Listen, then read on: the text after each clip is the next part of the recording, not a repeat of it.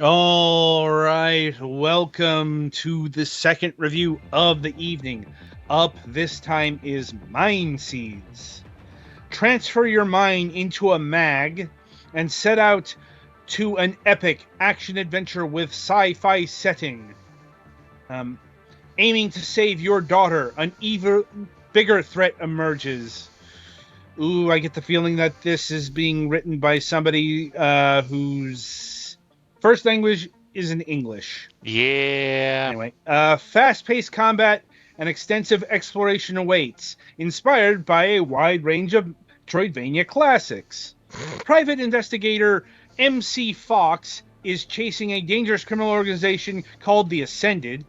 She's kind of on the opposite ends of the naming spectrum, those two Ye- things. yeah. I mean, your Uh, main character is literally named MC. and you're fighting the Ascended. Oh boy. Anyway, on unexplored planets, who appear to seize minds, hence the name, of various strong-willed individuals across the universe. A confrontation between MC and their leader severely injured him, leaving the investigator crippled and the mind of his daughter seized. One might even say taken. That leaves him with little but one choice: to act like Liam Neeson. You added that, didn't you? Yes. Just gotta Um, make sure you usually quote those verbatim, and I'm pretty sure they wouldn't add that, would they? no, they did. That would have been better. I know it would have been better. I also know Anyway, that lawyers probably would have been called. anyway, hunting down the leaders of the Ascended with the help of his trusted crew and a robot body called MAG, the Mind Action Gear. I was wondering if they were going to explain what the fucking MAG was. Anyway, so this game was gifted to us on the PlayStation 5. So that means it's over to Petty Fan, the only one here who has a PlayStation 5. Well, it is also available for PS4 as well for anyone who has But that's still where the rock. promo codes go now. Yeah. Yeah. It's just something to Anyway, make note. yeah. So yeah, this is your run-of-the-mill Metroidvania. What if Super Metroid, but man, in robot body? Something that'd be something like Axiom Verge. And yeah, I know Yeah. it wouldn't. I know it wasn't a robot body, but that Axiom was Verge is a bit fuckier. right. Yeah. This one, basic excuse plot. Uh-huh. They broke you, took your daughter's mind. Very, supposedly you have some sort of a past with them, but it's never really explained what the hell they want with you and or your daughter's mind. Mm-hmm. Stuff that would have this is all stuff that basically would have been in the instruction manual if this was an NES game or SNES. Probably. Though that's something that might not necessarily been in the game, Yeah. because it is worth noting that frequently the plot elements invented for specifically NES games were invented wholesale by the localization team. Mhm. So, with that in mind, we got a lot of comic stills here. Yeah, I was just kind of looking at the intro part thing because the art the art exists. It's very amateur, but not in a bad way amateur, if that makes sense. No, it's very utilitarian, Yeah. You can but definitely tell that there was a style sheet made for this, and they did not really deviate from the style sheet. yeah, I'm like the in-game graphics are looking a lot better. Yeah. So we have your. I'm gonna switch over to my save file I'm at in a second. Okay. Um, you have some weird controls.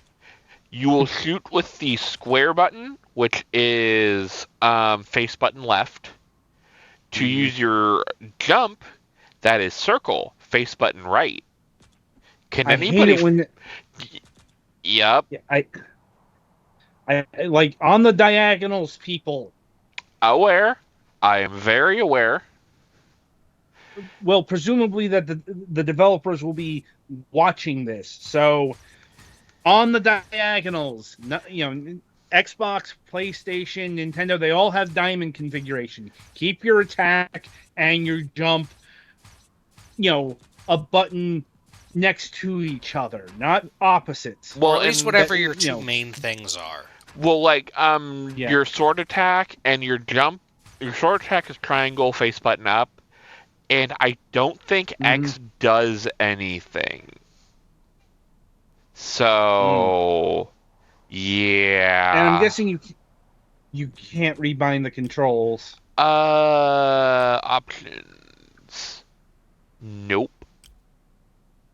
At least not on the PlayStation version. I mean, if I wanted to go in the PS5 settings, I can rebind the actual controls, but no thank you. I shouldn't need to go into my system settings for this. And yeah, you have your general enemies running around. You have your button to shoot up, but the only way to shoot down is to crouch or jump and shoot. So that's not great.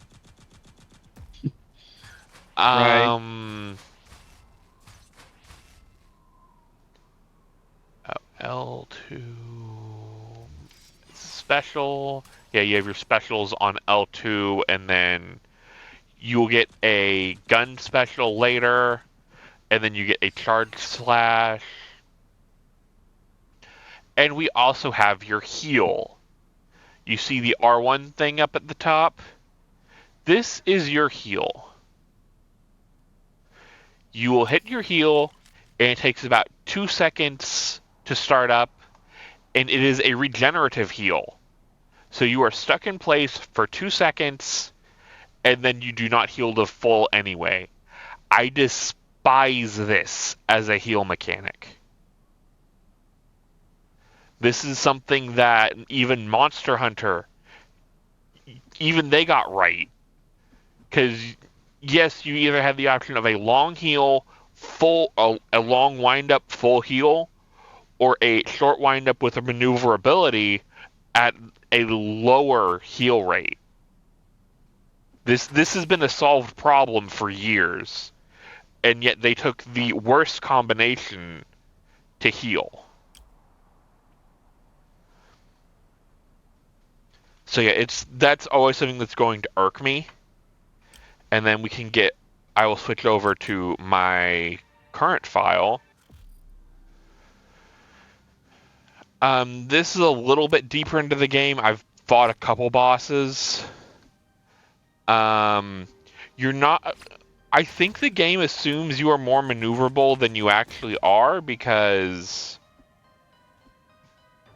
some of these enemies are way too sprightly and harder to dodge than and I don't know what exactly they wanted here. If this is a problem with the controls, I can kind of mitigate the control issues too, because I have the paddles on my controller.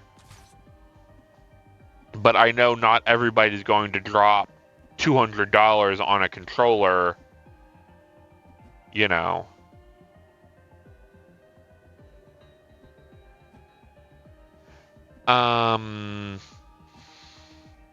But yeah. Oh, Glider, it's cool. We're actually doing separate, kind of breaking up the reviews into parts. So if you just want to hang out, you are welcome too. Anyway, you you can kind of the wall jump here. That is not something you are given at the start. You have to unlock that after the second boss. So, oh, thanks, or Glider. Yeah, game was fun. Wondering if any of the dev, I wondering if they were going to show up. Yeah, They've been liking and retweeting the links for this. Mm-hmm. And yeah, so like I was having some major problems with, because you still do this like cling to wall motion, even if you don't have the wall jump unlocked. So if I'm jumping near a wall, I'll just stick to it and slide down. So that was awful. There are some like weird jumping things where it's not really telegraphed that you can reach a jump that you actually can. So that is definitely an issue. There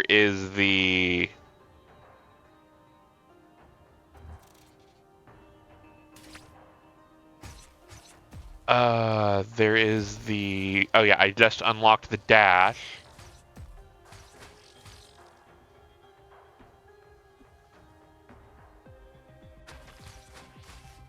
Oh.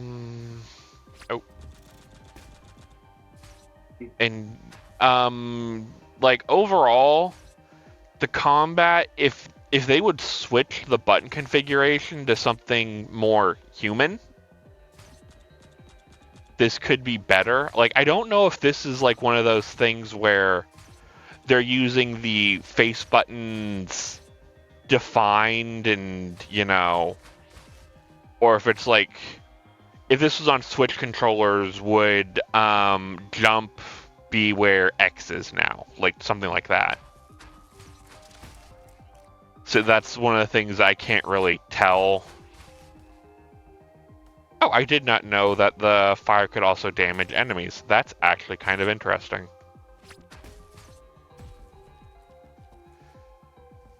But yeah, as far as gameplay, the controls really kill it for me. Oh. And you can't really remap it on PlayStation. Not without going into my accessibility settings and totally like remapping what the actual controls are. So like I can make circle be X. But like having to do that and then remembering I need to change that back. It's probably not worth it. Oh god, no. Especially because they still use the PlayStation Legend if you look up at the top. So it still will say triangle and square. So if I haven't played this in a while, this will cause problems. You know. I'm really bad at this.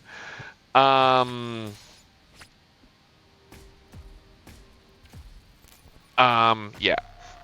And like something else that's not great is the healing items do not restock. You have to buy healing items again. So you have the worst type of healing, and then and then you don't get them back. We made.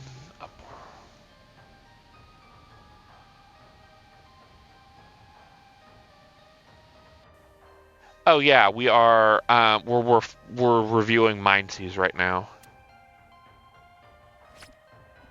Yeah, we already covered Aura of Worlds. That was the first one we did. I was actually like, wait a minute.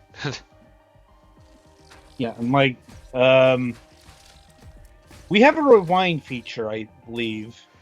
They'll be able to listen to that after this is processed. So right. Yeah. The in-game graphics for MindSeize do look okay. I will say the cutscene art looks very basic. Like, you can kind of see this right here. This almost looks like they got their style sheet from a how to draw manga book. Mm.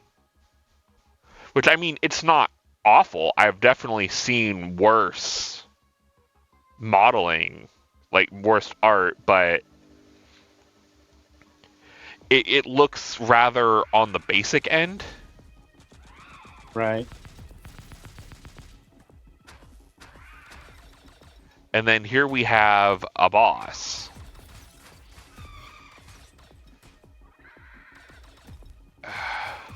I kind of wish I had more defensive options, gonna be honest. Hmm.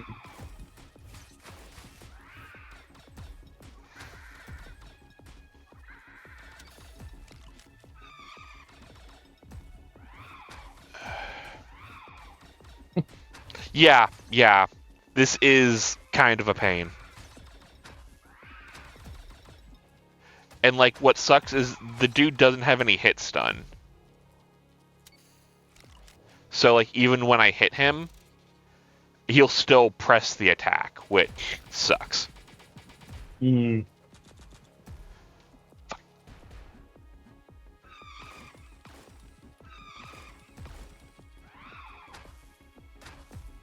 Oh, crap.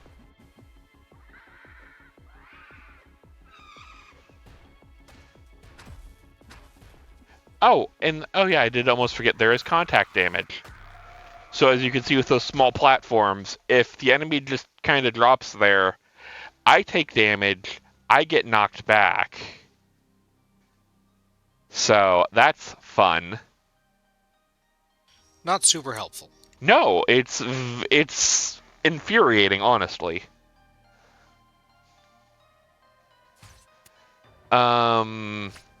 As far as music goes, it's fine. You can definitely tell where the influence is from. If you told me this was a Lost Metroid, Super Metroid track, I'd be like, yeah, I'd believe it.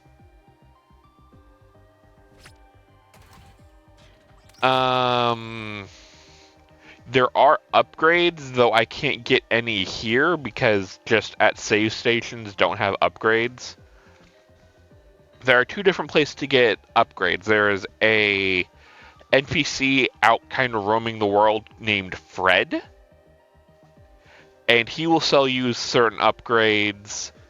And then there's also a hangar, the various waypoint hangar thing that you can also go back to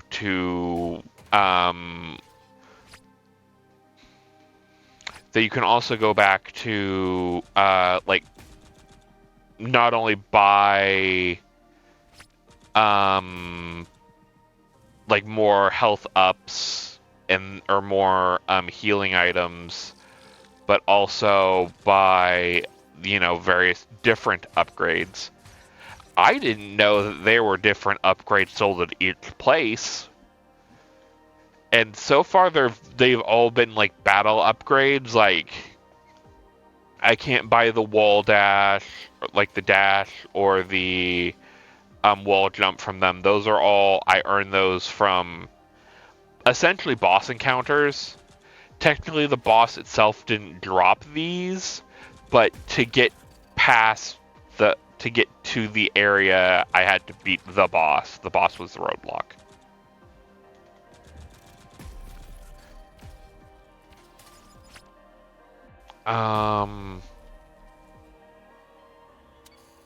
Yeah, I guess any other questions or comments from you guys? No, really. I mean, the game was okay. I think I'm good. Yeah.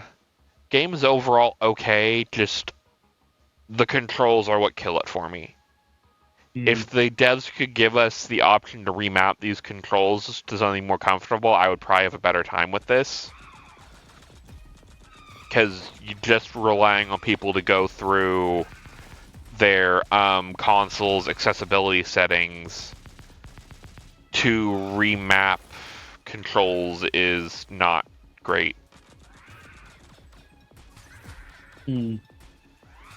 Anyway, this game will set you back $17, $16.99. Is that console price or? Yep. That is console price. And is there a price for Steam separate? Let me check. I don't think so, but because I think the same entity, but oh no, there is a price disparity. It's $14.99 on Steam. Honestly, for $15, sure, have at it. If you for like PS5, that's a harder sell in my opinion. For the 17, almost $30 or $20 rather. Right. But for 15 on PC, sure, because then you'd probably have a better time messing with your controls, or at least be able to, mouse and keyboard.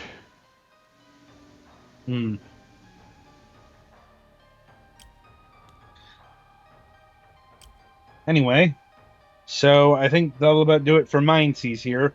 Be sure to tune in after the break, as the Golics will be reviewing Cash Cow DX.